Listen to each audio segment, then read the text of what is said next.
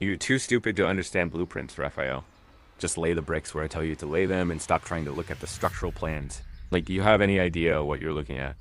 Tom Davidson's voice echoed across the construction site in Cambridge, Massachusetts, as he snatched the architectural drawings away from the Honduran construction worker who'd been examining them during his lunch break.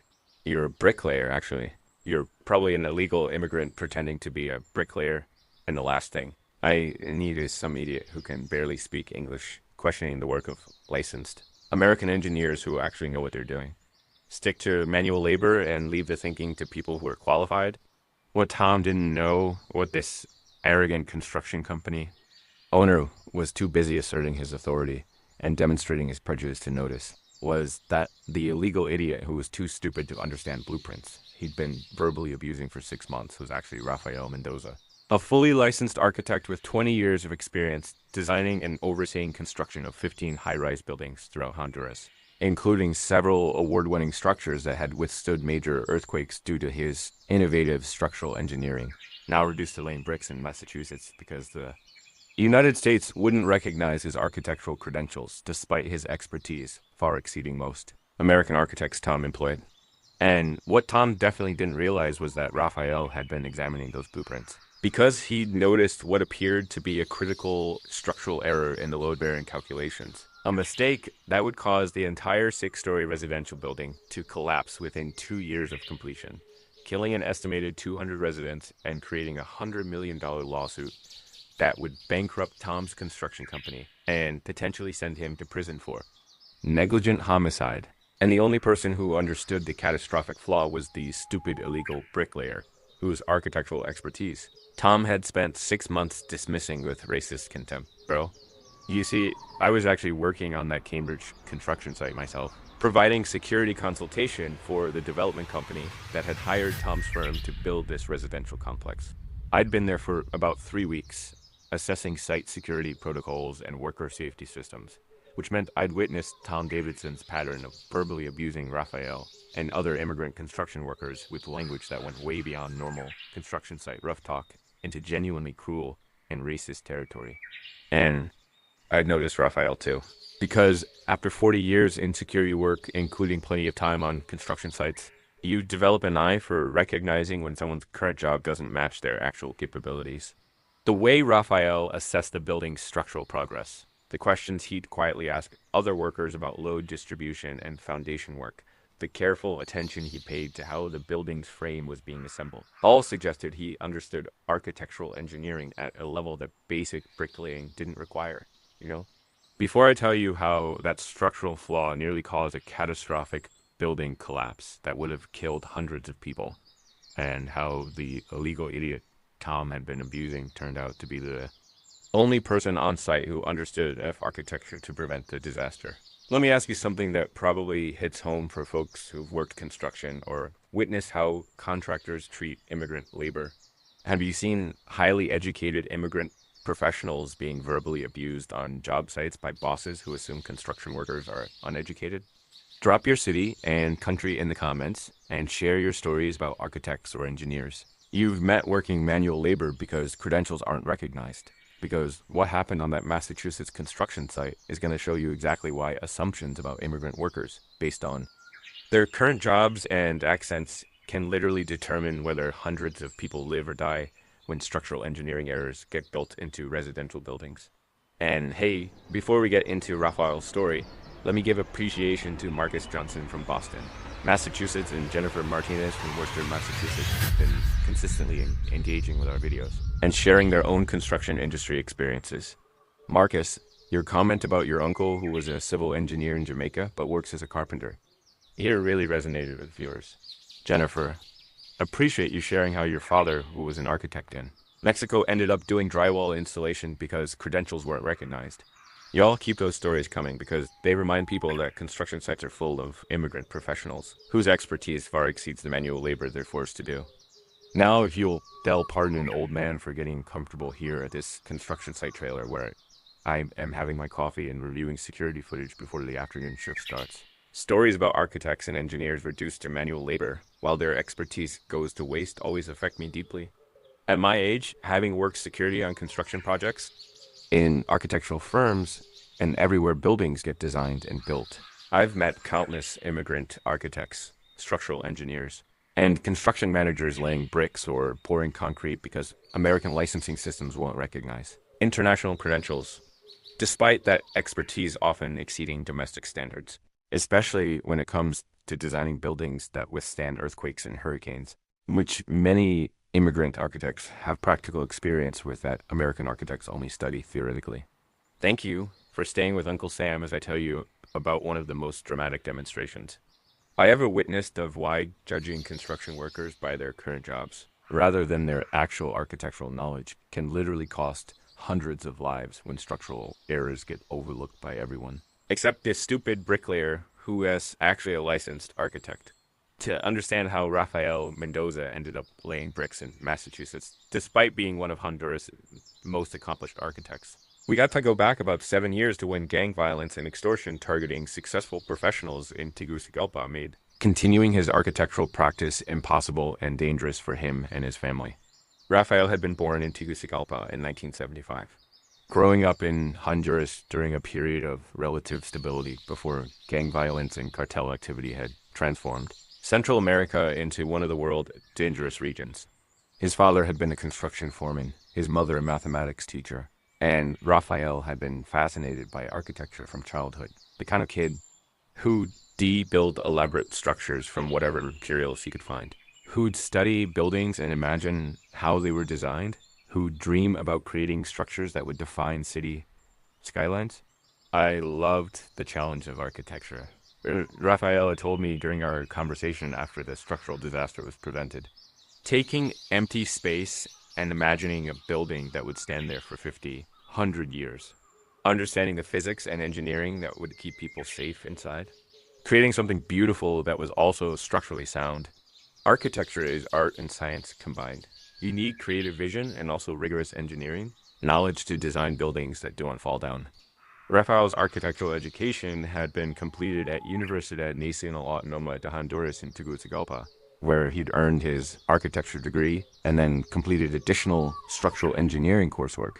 His specialization had been in seismic resistant design, the complex field of creating buildings that could withstand major earthquakes, which was essential in Honduras given the country's location in an active seismic zone where earthquakes regularly damaged or destroyed poorly designed structures. By 2010, at age 35, Rafael had been practicing architecture for 15 years and had designed over a dozen high-rise buildings throughout Honduras, including several award-winning structures. His specialty was mid-rise residential and commercial buildings, typically 6 to 12 stories, that required careful structural engineering to ensure they could support their own weight, resist wind loads, and withstand earthquake forces without collapsing. I designed buildings knowing that people's lives depended on my calculations being correct, Rafael had explained. If I miscalculated load-bearing capacity, or if I didn't properly account for seismic forces, or if I made errors in structural design, people would die when the building collapsed. That responsibility weighed on me constantly. Every building I designed had to be perfect from a structural standpoint, because one mistake could kill hundreds of residents. Rafael's architectural work had been recognized throughout Honduras and Central America. He'd published papers on seismic-resistant design, taught architecture students at the university, consulted on major construction projects requiring sophisticated structural analysis. Several of his buildings had successfully withstood significant earthquakes that had damaged other nearby structures, validating his design approaches and enhancing his reputation as a skilled structural architect. But Honduras' escalating gang violence had made practicing architecture increasingly dangerous for successful professionals who could be targeted for extortion. By 2017, MS-13 and other criminal organizations had expanded their operations to systematically target anyone perceived as wealthy or successful, demanding regular payments under threat of violence. Rafael's architectural success had made him a target. The extortion started gradually, Rafael had recalled. First, just demands for small amounts, a few $100s monthly. But it escalated quickly to thousands per month, with threats that if I didn't pay, they'd harm my wife or kidnap my children. As an architect with a visible practice and known clients, I couldn't hide my success, which made me an easy target. The breaking point had come in early 2018, when gang members had shown up at Rafael's architectural office with weapons. demanding immediate payment and threatening to kill him if he reported them to authorities. One of Raphael's colleagues had been murdered the previous month for refusing to pay extortion, making the threats credible and terrifying. Raphael had fled Honduras within 2 weeks, leaving behind his architectural practice, his reputation, and 20 years of professional development. I made the choice that my family's safety mattered more than my career, Raphael had told me. If I stayed in Honduras, I'd either pay extortion forever, be killed for refusing to pay, or watch my wife and children targeted to pressure me. We left with essentially nothing, some clothes, a little money, copies of my architectural credentials, and entered the United States requesting asylum. Raphael, his wife Maria, and their 2 children had arrived in the United States in March 2018, requesting asylum based on the documented death threats from criminal organizations. Their asylum case had been filed and was being processed, but that timeline had stretched to over 6 years. While they waited for immigration courts to hear their case, part of massive backlogs affecting hundreds of thousands of asylum seekers. What Raphael discovered was that the United States architectural licensing system made it virtually impossible for foreign-trained architects to practice, even when their qualifications and experience matched or exceeded American standards. The barriers were particularly insurmountable for refugees without access to comprehensive documentation from home countries. I have an architecture degree from accredited Honduran University. I'm fully licensed in Honduras. I have 20 years of practice designing major buildings, Raphael had explained.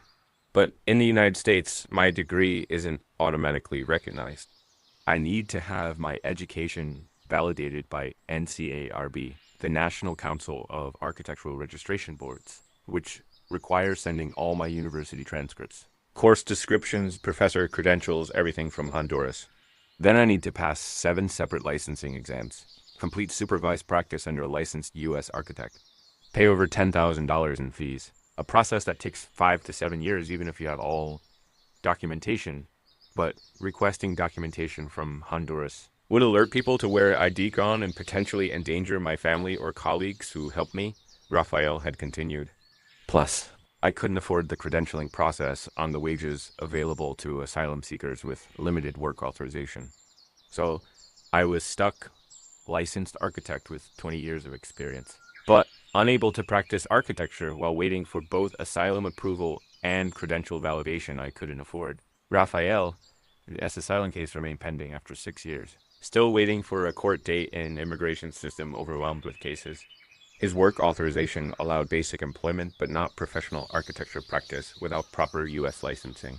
He tried applying for drafting or architectural assistant positions, but those roles required credentials he didn't have and raised questions about why someone claiming to be a licensed architect would accept entry-level wages. I needed income immediately to support my family, Raphael had explained. Housing costs in Boston area are extremely high, even for working families. My children needed school supplies. My wife was pregnant with our 3rd child.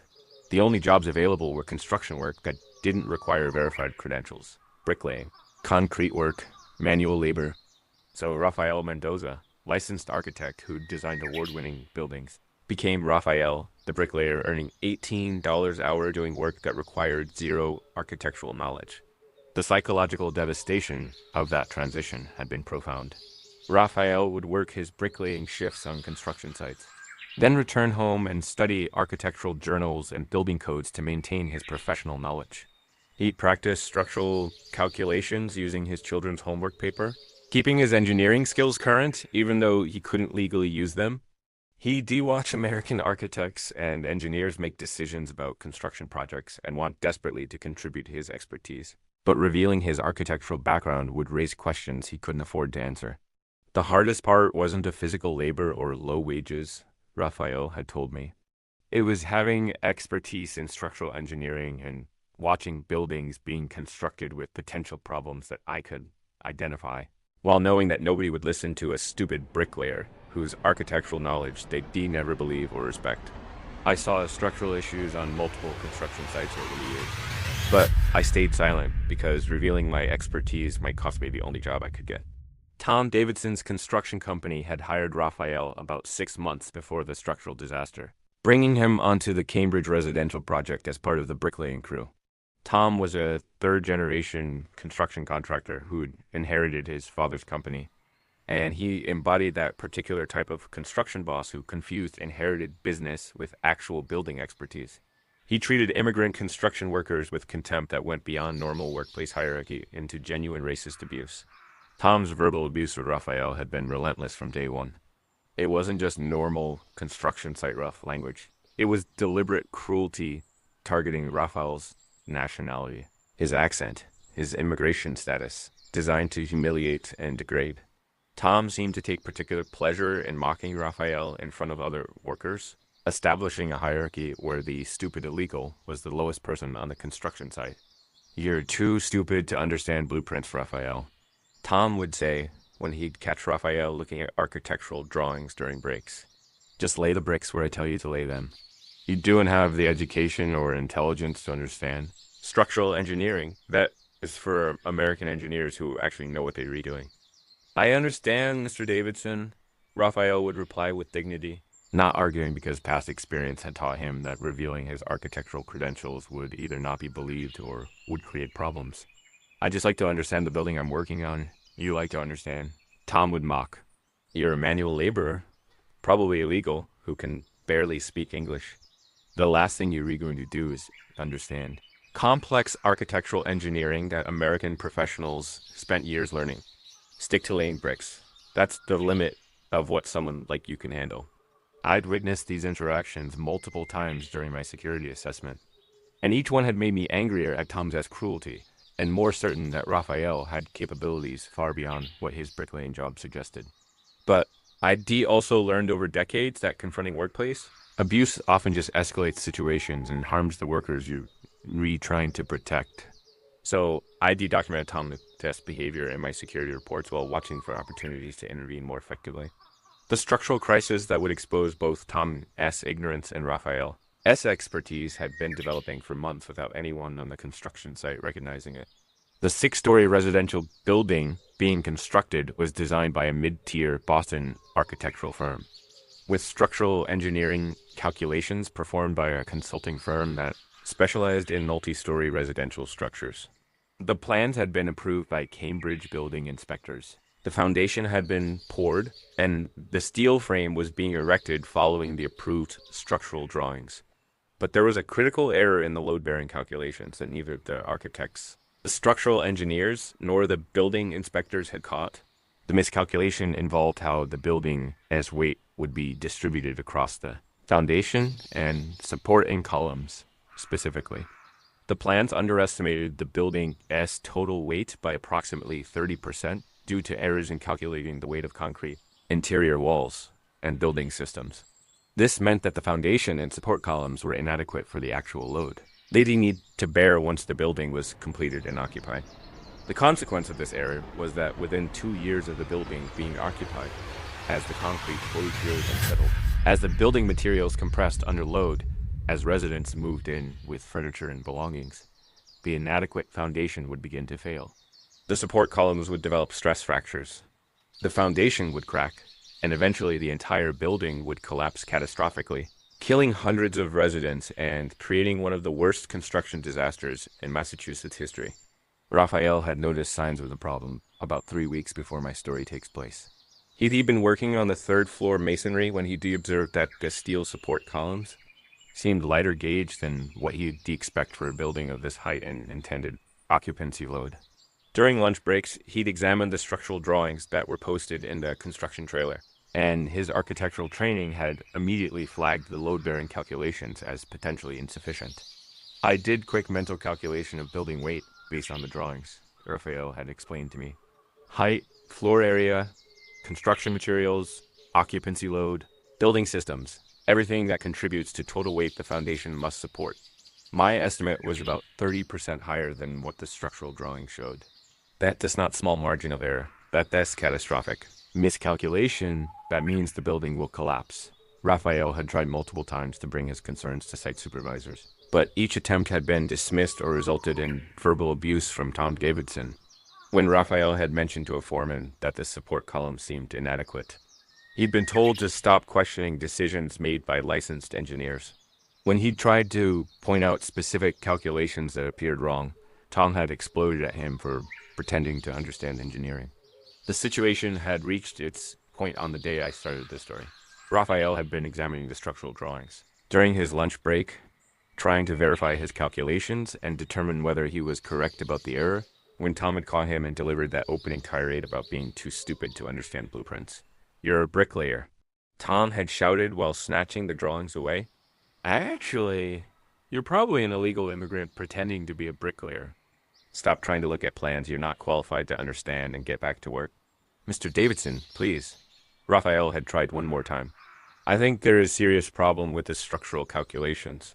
The foundation and support columns are not strong enough for the building weight. This building might collapse after it's finished. Are you kidding me right now?" Tom's face had turned red with anger. "You're telling me that American licensed engineers and architects made a mistake, and you, an illegal laborer who lays bricks, somehow know better? You're fired. Get your tools and get off my construction site. I don't need idiots questioning the work of actual professionals." Raphael had been escorted off the construction site by site security, fired for the crime of trying to prevent a catastrophic structural failure that would kill hundreds of people. He'd walked away from the Cambridge project, carrying his tools, knowing that a building with a fatal structural flaw was going to be completed and occupied, and that nobody with authority would listen to warnings from a stupid illegal bricklayer whose architectural expertise they'd never believe. That should have been the end of the story. Raphael fired, the building completed with its structural error intact, and eventually a catastrophic collapse killing hundreds of residents, while Tom Davidson S company faced criminal charges for negligent homicide. But what happened 2 days later would change everything, and force Tom to confront exactly how wrong he'd been about the illegal idiot he'd been abusing for 6 months. The building S structural engineer, the American licensed professional, whose calculations contained the fatal error, had been conducting a routine site inspection when one of the construction workers had mentioned that Raphael had been worried about the foundation being inadequate. The engineer had initially dismissed it as typical worker confusion about complex engineering, but something had made him decide to double-check his original calculations. When the structural engineer ran the numbers again, he discovered his mistake. He'd used an outdated materials weight table in his original calculations, underestimating the weight of modern concrete and steel by almost exactly 30%. Exactly what Raphael had estimated was wrong. The error was catastrophic. If the building had been completed as designed, it would have collapsed within 2 years of occupancy, likely killing every resident present when the failure occurred. The engineer had immediately halted construction and contacted Tom Davidson with panic-stricken urgency. "We have a major problem. My structural calculations were wrong. Seriously wrong. The foundation and support columns can't support the actual building weight. If we'd finished this building, it would have collapsed and killed everyone inside." "What?" Tom's shock had been evident even over the phone. "How is that possible? These plans were approved by the city. You're a licensed structural engineer. How could you make that kind of mistake?" "I used wrong weight values in my calculations," the engineer had admitted. "It's a massive error that should never have happened. But the point is, we caught it before the building was completed. Someone flagged concerns about the foundation being inadequate, which made me recheck my work. Who noticed the problem? The only person who ever mentioned foundation concerns was..." Tom had trailed off as the horrifying realization had sunk in. "Raphael, the bricklayer I fired 2 days ago for questioning American engineers. The guy I called an illegal idiot who was too stupid to understand blueprints." The structural engineer had wanted to speak with Raphael immediately to understand what he'd observed and how he'd known the calculations were wrong. Tom had been forced to track down Raphael and beg him to return to the construction site to ask the stupid illegal he'd verbally abused for 6 months to please come back and explain how he de-identified a catastrophic structural error that licensed American professionals had missed. I'd been present in the construction trailer when Raphael had returned, having been asked by the development company to observe the meeting as part of my security assessment. Raphael had arrived with quiet dignity despite having been fired and abused. And what had unfolded over the next hour had been one of the most dramatic demonstrations of hidden immigrant expertise I'd ever witnessed. Mr. Mendoza, the structural engineer, had begun with genuine humility. I understand you had concerns about the building's structural calculations. Can you explain what you observed and how you knew something was wrong? I noticed the support columns seemed too light for building this height. Raphael had explained, his accented English clear and his technical knowledge immediately evident. When I looked at structural drawings, I saw the total load calculations and I thought they seemed low. So I did mental calculation, building dimensions, floor area, construction materials, standard weights, occupancy loads, building systems, and my estimate was approximately 30% higher than what drawings showed. How did you know how to do those calculations? The engineer had asked, though his tone suggested he was beginning to suspect the answer. Because I'm licensed architect from Honduras, Raphael had replied simply. 20 years of practice, designed 15 high-rise buildings, specialized in seismic resistant structures. I've done load-bearing calculations hundreds of times. It's basic requirement for architectural practice. When I saw your numbers, I immediately knew they were too low. But nobody would listen to stupid bricklayer who questioned American engineers. The silence in the construction trailer had been profound. Tom Davidson had gone pale, realizing that he'd spent 6 months verbally abusing and had fired a licensed architect with 20 years of experience for trying to prevent a disaster that would have killed hundreds and bankrupted Tom's company. You're an architect? Tom had whispered. A licensed architect who designs high-rise buildings. Yes, Raphael had confirmed. I have architecture degree from Honduras, full licensure, 20 years of practice. I fled gang violence in Tegucigalpa, came here seeking asylum, been waiting 6 years for my case to be processed. I work construction because America won't recognize my credentials while I wait for asylum approval. You've been calling me a legal idiot for 6 months. While I've been watching this building being constructed with fatal structural flaw that I tried multiple times to warn you about, can you help us fix this? The structural engineer had asked, professional respect evident in his voice, despite the circumstances. I need to completely redesign the foundation and support system. If you have experience with these calculations, your input would be invaluable. How much time do we have? Raphael had asked, immediately shifting into professional architect mode. The foundation is already poured, the engineer had explained. We need to determine if it can be reinforced or if we need to demolish and start over. Either option costs millions and delays the project by months. I need structural analysis and redesign recommendations as quickly as possible. For the next hour, I watched Raphael work with the structural engineer to analyze the building's actual load requirements and design solutions to correct the foundation and support system. Raphael's expertise had been immediately obvious. His calculations were rapid and accurate. His understanding of structural engineering was comprehensive. His proposed solutions were innovative and practical. He'd redesigned the entire support system in 60 minutes, creating a solution that would allow the existing foundation to be reinforced rather than demolished, saving the project millions of dollars and months of time. Your solution is brilliant, the structural engineer had told Raphael with genuine admiration. Reinforcing with additional grade beams and micropiles rather than complete demolition. I wouldn't have thought of that approach, but it's perfect for this situation. You've essentially saved this project from complete failure. I've dealt with foundation issues on seismic retrofit projects in Honduras, Raphael had explained. We often had to strengthen existing foundations for earthquake resistance. So I've designed many reinforcement systems. This situation is similar. Inadequate foundation that needs strengthening without complete replacement. Tom Davidson had been sitting silently through this entire exchange, watching the illegal idiot he verbally abused demonstrate architectural expertise that exceeded everyone else in the room, including the licensed American professionals Tom had claimed were superior to any immigrant worker. The shame on Tom's face had been profound and deserved. Raphael, Tom had finally managed, his voice breaking with emotion. I don't even know how to begin apologizing. For 6 months, I've treated you terribly. I called you stupid. I called you illegal.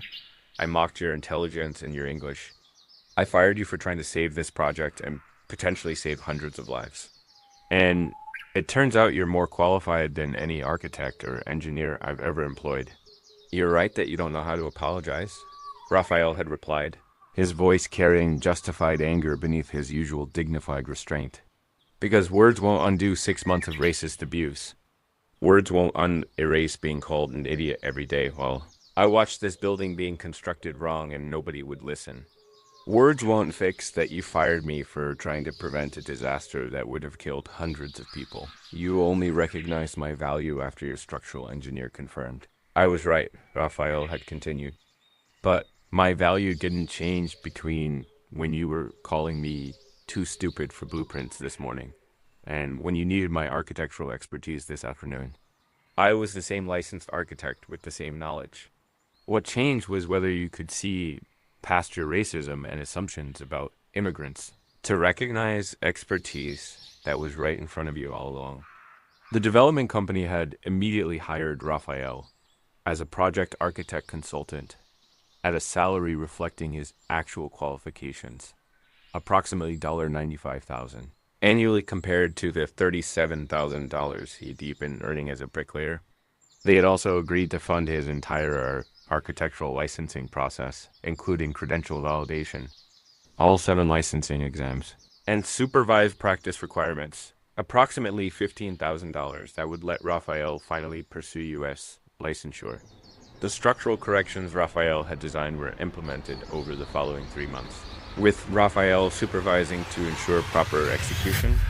His architectural expertise saved the project approximately $8 million in costs compared to complete foundation demolition and reconstruction. More critically, his intervention prevented a building collapse that would have killed an estimated 200 to 250 residents, created a $100 plus million wrongful death lawsuit, bankrupted Tom's construction company, and potentially resulted in criminal charges for everyone involved. The Massachusetts Board of Building Regulations and Standards had launched an investigation into how such a serious structural error had been approved by multiple licensed professionals and city building inspectors. The investigation had revealed systematic problems with how structural calculations were reviewed, leading to reforms requiring independent verification of load-bearing calculations for all multi-story residential buildings. The Mendoza case exposed critical gaps in our building safety review processes. One state official had explained during testimony about the reforms. We had a catastrophic structural error that was missed by the architect, the structural engineer, and city building inspectors, but was caught by an immigrant bricklayer who turned out to be a licensed architect with more expertise than the American professionals. That near miss should shame us into recognizing that our assumptions about construction workers and our credentialing barriers for immigrant professionals are literally endangering lives. Tom Davidson had faced professional consequences beyond just the near disaster. His construction license had been temporarily suspended pending investigation into his abusive treatment of workers and his role in ignoring safety warnings. Several other immigrant workers at his company had filed formal complaints about his racist verbal abuse, creating a pattern of workplace discrimination that regulators couldn't ignore. Tom had been required to complete workplace conduct training and had agreed to substantial financial settlements with multiple workers he'd mistreated. But Tom had also taken actions suggesting genuine remorse. He personally apologized to Raphael and his family. He defunded Raphael as architectural licensing completely. He hired Raphael's wife Maria for office management at his company at professional wages. He de-established anti-discrimination policies and worker respect protocols. He de-created a program to identify immigrant workers. Actual professional credentials. He begun advocating publicly for immigrant professional licensing reform. I spent 6 months being the worst kind of boss. Tom had said during a construction industry conference where he'd been invited to speak about the incident, I verbally abused Raphael daily, calling him stupid and illegal and too dumb to understand blueprints. I fired him for trying to warn me about a structural error that would have killed hundreds of people and destroyed my company. I treated him like garbage based purely on the fact that he laid bricks and had an accent. And it turned out Raphael was a licensed architect with 20 years of experience, designing buildings I couldn't even begin to understand. Tom had continued, his voice thick with shame. He had more architectural expertise than anyone I'd ever worked with. He identified a catastrophic structural flaw that American licensed professionals missed. He redesigned the entire support system in an hour, saving millions of dollars and hundreds of lives. And I'd spent half a year telling him he was too stupid to look at blueprints. This experience taught me something I should have learned decades ago. Tom had reflected. The immigrant workers we dismiss and abuse often have more education and expertise than we'll ever possess. That bricklayer might be an architect. That laborer might be an engineer. That guy mixing concrete might be a structural designer. And treating them like they're stupid based on their current jobs isn't just cruel. It's dangerous. Because when construction disasters develop, those immigrant professionals might be the only people who can prevent catastrophe. Raphael's asylum case had been expedited with support from the development company and state. Officials impressed by his role in preventing the building collapse. Within 9 months of the structural crisis, Raphael had received refugee status, granting him permanent work authorization. His Honduran architectural credentials had been validated, and he'd begun the process of completing his U.S. architectural licensing exams, a path that would take approximately 2 years, but was now financially feasible with his consultant salary and the credentialing support the development company provided. Getting work authorization felt like reclaiming my identity. Raphael had told me during a phone conversation after his asylum approval. For 6 years, I'd been Raphael the bricklayer who everyone assumed was uneducated. Now I could be Raphael the architect again, the professional identity I'd spent 20 years building in Honduras before gang violence forced me to flee. My children could see their father working as an architect instead of watching me come home covered in concrete dust while being called stupid. Raphael had been promoted to senior architectural consultant for the development company, working on multiple residential projects throughout Massachusetts.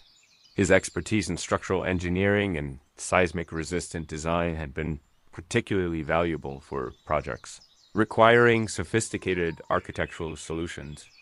Within 18 months, he'd been licensed as an architect in Massachusetts after completing all 7 required exams, becoming one of the relatively few foreign-trained architects to successfully navigate the U.S. credentialing system. Raphael is extraordinary. The development company's director of construction had commented during an interview about the project. His architectural knowledge is comprehensive. His structural calculations are impeccable, and his ability to identify design flaws that other professionals miss has saved us from multiple potential problems. The building collapse he prevented was just the most dramatic example. He's caught dozens of smaller issues on other projects that would have caused problems if not corrected. We're fortunate Massachusetts finally recognized his credentials, because he's the kind of architect every development company needs. The Cambridge residential building had been completed successfully with Raphael's structural corrections, and it had been occupied for over 2 years without any of the catastrophic failures that would have occurred with the original flawed design. The 200 residents living in the building had no idea how close they'd come to dying in a structural collapse, saved by an immigrant bricklayer who'd been called too stupid to understand blueprints, while possessing more architectural expertise than the licensed professionals who designed the building. Rafa's family had flourished in Massachusetts after his professional recognition. His wife Maria had advanced to operations manager at Tom's construction company. His older children had excelled in school, and his youngest child, born during his bricklaying years, would grow up seeing her father work as the architect he'd always been. Raphael had made sure his children understood the journey, the successful architectural practice in Honduras, the gang violence that forced them to flee, the 6 years of laying bricks while being treated as stupid, the structural crisis that finally revealed his expertise. I want my children to understand that immigrants' current jobs don't define their worth or capabilities. Raphael had explained, for 6 years, Americans saw me as an uneducated laborer. They assumed I was stupid because I laid bricks and had an accent. They treated me as if my construction job represented the limit of my intelligence. But I was always a licensed architect with 20 years of experience. My value never changed. Only people's perception of my value changed when circumstances forced them to recognize my actual qualifications. I also want them to understand the cost of maintaining professional integrity, Raphael had added. I fled Honduras rather than continue my architectural practice in a country where gang violence made professional success dangerous. For 6 years, I lived in poverty doing manual labor while Americans mocked me, waiting for the credentialing and immigration systems to recognize my expertise. That sacrifice was worth it because it meant my children could grow up safely with opportunities I couldn't have given them in Honduras. But the cost was devastating in ways that people who haven't experienced it can't fully understand. Tom Davidson's construction company had transformed its workplace culture after the Raphael incident, implementing policies requiring respect for all workers regardless of immigration status or current job titles. Tom had also established a program specifically to identify immigrant workers' actual professional credentials and help them pursue appropriate roles or credentialing support. Several other workers at the company had revealed professional backgrounds: an engineer from Venezuela working as a laborer, an architect from El Salvador doing drywall installation, a structural designer from Nicaragua mixing concrete, and Tom had worked to connect them with credentialing resources or more appropriate employment. The Rodriguez case made us examine how we treated our entire workforce. Tom had explained during that construction industry conference. We realized we had highly educated immigrants doing manual labor because we never bothered to ask about their backgrounds or recognized that construction jobs were survival work while they navigated impossible credentialing barriers. Now we actively work to identify workers' actual qualifications and support them in pursuing appropriate careers. It's not just ethically right. It's made us a better construction company because we're utilizing expertise we were previously wasting. The Massachusetts construction industry had begun implementing broader reforms after Raphael's case received publicity. Several construction firms had established protocols for identifying immigrant workers' professional credentials. Architectural and engineering licensing boards had created more streamlined pathways for validating international credentials.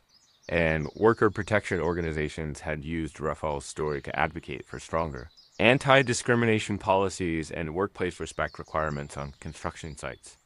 The Mendoza case opened conversations about construction industry discrimination that advocacy groups have been trying to start for years, one labor rights attorney had told me. Suddenly, contractors were willing to listen to arguments about respecting immigrant workers and recognizing their expertise. Because Tom's story demonstrated so dramatically that this stupid bricklayer you're abusing might be the only person who can prevent your company from going bankrupt and facing criminal charges when buildings collapse. Sometimes individual stories break through where policy arguments alone can't. Now, before I finish Raphael's story here at this construction trailer, where my coffee's getting cold and I should probably get back to my security assessment, let me wrap this up and hear what you think. You know, sitting here telling you this story reminds me why I've spent 40 years documenting these situations. Because the pattern repeats constantly across industries, across states, across the country. Highly educated immigrants working survival jobs while being mocked and abused by people who have no idea about their actual expertise. And sometimes, when crises emerge, those hidden qualifications get revealed in the most dramatic ways possible.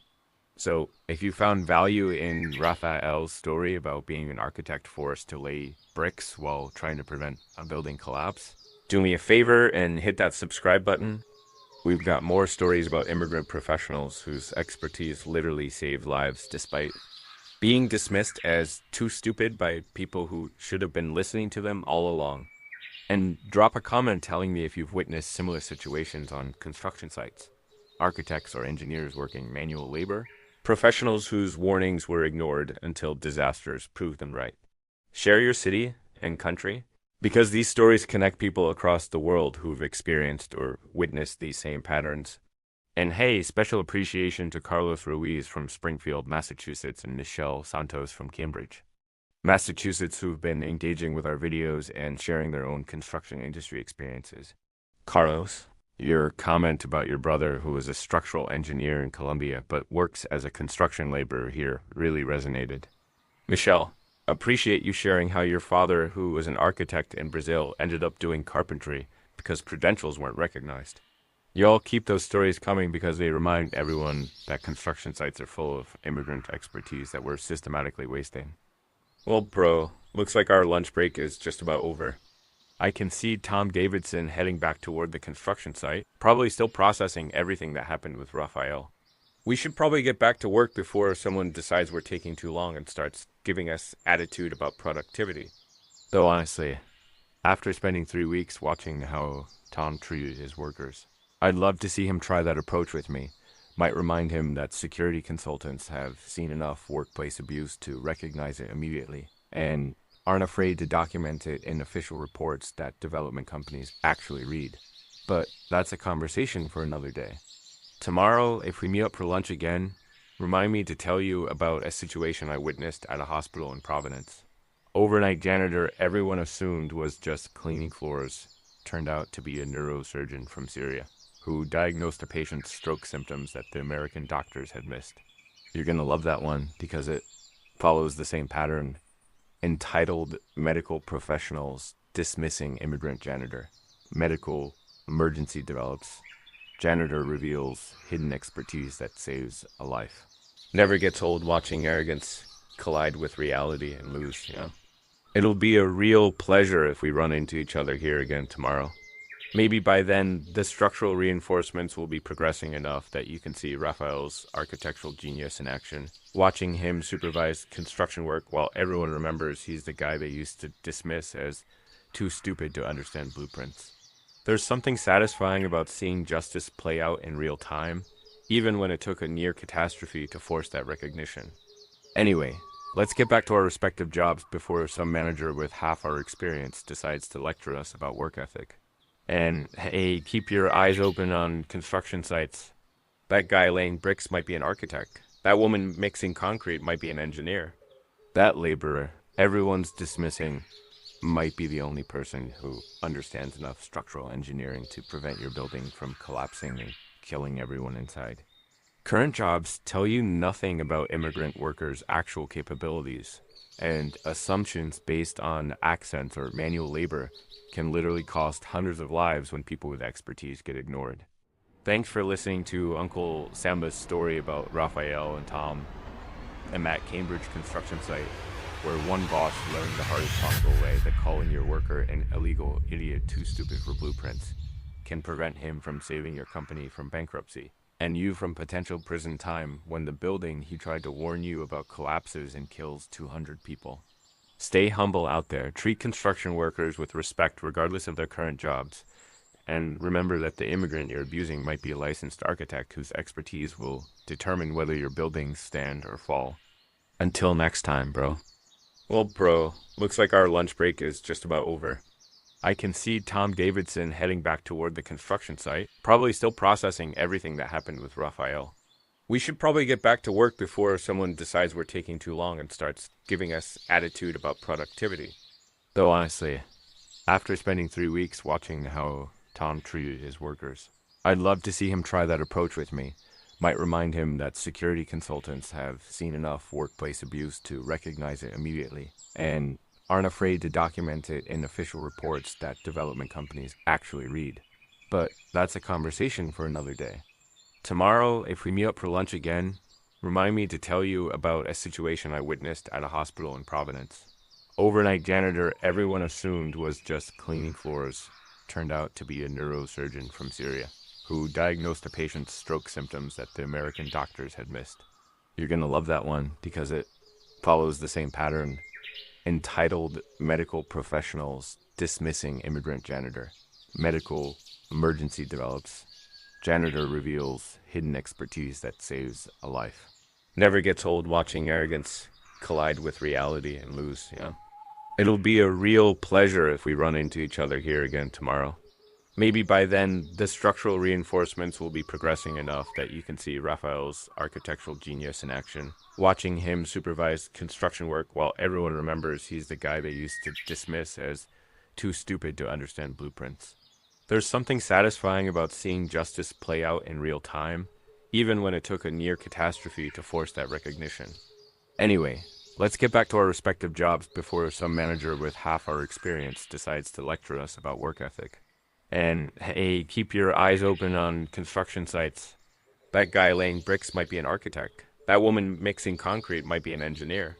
That laborer everyone's dismissing might be the only person who understands enough structural engineering to prevent your building from collapsing and killing everyone inside. Current jobs tell you nothing about immigrant workers' actual capabilities, and assumptions based on accents or manual labor can literally cost hundreds of lives when people with expertise get ignored. Thanks for listening to Uncle Samba's story about Raphael and Tom and that Cambridge construction site where one boss learned the hardest possible way that calling your worker an illegal idiot too stupid for blueprints can prevent him from saving your company from bankruptcy and you from potential prison time when the building he tried to warn you about collapses and kills 200 people. Stay humble out there. Treat construction workers with respect regardless of their current jobs. And remember that the immigrant you're abusing might be a licensed architect whose expertise will determine whether your buildings stand or fall. Until next time, bro. Well, bro, looks like our lunch break is just about over. I can see Tom Davidson heading back toward the construction site, probably still processing everything that happened with Raphael. We should probably get back to work before someone decides we're taking too long and starts giving us attitude about productivity. Though honestly, after spending 3 weeks watching how Tom treated his workers, I'd love to see him try that approach with me. Might remind him that security consultants have seen enough workplace abuse to recognize it immediately and aren't afraid to document it in official reports that development companies actually read. But that's a conversation for another day. Tomorrow, if we meet up for lunch again, remind me to tell you about a situation I witnessed at a hospital in Providence. Overnight janitor everyone assumed was just cleaning floors turned out to be a neurosurgeon from Syria who diagnosed a patient's stroke symptoms that the American doctors had missed. You're going to love that one because it follows the same pattern. Entitled Medical Professionals Dismissing Immigrant Janitor. Medical Emergency Develops. Janitor Reveals Hidden Expertise That Saves a Life. Never gets old watching arrogance collide with reality and lose, you know. It'll be a real pleasure if we run into each other here again tomorrow. Maybe by then, the structural reinforcements will be progressing enough that you can see Raphael's architectural genius in action. Watching him supervise construction work while everyone remembers he's the guy they used to dismiss as too stupid to understand blueprints. There's something satisfying about seeing justice play out in real time, even when it took a near catastrophe to force that recognition. Anyway, let's get back to our respective jobs before some manager with half our experience decides to lecture us about work ethic. And hey, keep your eyes open on construction sites. That guy laying bricks might be an architect. That woman mixing concrete might be an engineer. That laborer everyone's dismissing might be the only person who understands enough structural engineering to prevent your building from collapsing and killing everyone inside. Current jobs tell you nothing about immigrant workers' actual capabilities, and assumptions based on accents or manual labor can literally cost hundreds of lives when people with expertise get ignored. Thanks for listening to Uncle Samba's story about Raphael and Tom and that Cambridge construction site where one boss learned the hardest possible way that calling your worker an illegal idiot too stupid for blueprints can prevent him from saving your company from bankruptcy and you from potential prison time when the building he tried to warn you about collapses and kills 200 people. Stay humble out there. Treat construction workers with respect regardless of their current jobs. And remember that the immigrant you're abusing might be a licensed architect whose expertise will determine whether your buildings stand or fall. Until next time, bro. Well, bro, looks like our lunch break is just about over. I can see Tom Davidson heading back toward the construction site, probably still processing everything that happened with Raphael. We should probably get back to work before someone decides we're taking too long and starts giving us attitude about productivity. Though honestly, after spending 3 weeks watching how Tom treated his workers, I'd love to see him try that approach with me. Might remind him that security consultants have seen enough workplace abuse to recognize it immediately and aren't afraid to document it in official reports that development companies actually read. But that's a conversation for another day. Tomorrow, if we meet up for lunch again, remind me to tell you about a situation I witnessed at a hospital in Providence. Overnight janitor everyone assumed was just cleaning floors turned out to be a neurosurgeon from Syria who diagnosed a patient's stroke symptoms that the American doctors had missed. You're going to love that one because it follows the same pattern. Entitled Medical Professionals Dismissing Immigrant Janitor. Medical Emergency Develops. Janitor Reveals Hidden Expertise That Saves a Life. Never gets old watching arrogance collide with reality and lose, yeah. It'll be a real pleasure if we run into each other here again tomorrow. Maybe by then, the structural reinforcements will be progressing enough that you can see Raphael's architectural genius in action, watching him supervise construction work while everyone remembers he's the guy they used to dismiss as too stupid to understand blueprints. There's something satisfying about seeing justice play out in real time, even when it took a near catastrophe to force that recognition. Anyway, let's get back to our respective jobs before some manager with half our experience decides to lecture us about work ethic. And hey, keep your eyes open on construction sites. That guy laying bricks might be an architect. That woman mixing concrete might be an engineer. That laborer everyone's dismissing might be the only person who understands enough structural engineering to prevent your building from collapsing and killing everyone inside. Current jobs tell you nothing about immigrant workers' actual capabilities, and assumptions based on accents or manual labor can literally cost hundreds of lives when people with expertise get ignored. Thanks for listening to Uncle Samba's story about Raphael and Tom and that Cambridge construction site where one boss learned the hardest possible way that calling your worker an illegal idiot too stupid for blueprints can prevent him from saving your company from bankruptcy and you from potential prison time when the building he tried to warn you about collapses and kills 200 people. Stay humble out there. Treat construction workers with respect regardless of their current jobs. And remember that the immigrant you're abusing might be a licensed architect whose expertise will determine whether your buildings stand or fall. Until next time, bro. Well, bro, looks like our lunch break is just about over. I can see Tom Davidson heading back toward the construction site, probably still processing everything that happened with Raphael. We should probably get back to work before someone decides we're taking too long and starts giving us attitude about productivity. Though honestly, after spending 3 weeks watching how Tom treated his workers, I'd love to see him try that approach with me. Might remind him that security consultants have seen enough workplace abuse to recognize it immediately and aren't afraid to document it in official reports that development companies actually read. But that's a conversation for another day. Tomorrow, if we meet up for lunch again, remind me to tell you about a situation I witnessed at a hospital in Providence. Overnight janitor everyone assumed was just cleaning floors turned out to be a neurosurgeon from Syria who diagnosed a patient's stroke symptoms that the American doctors had missed. You're going to love that one because it follows the same pattern. Entitled Medical Professionals Dismissing Immigrant Janitor. Medical Emergency Develops. Janitor Reveals Hidden Expertise That Saves a Life. Never gets old watching arrogance collide with reality and lose, yeah.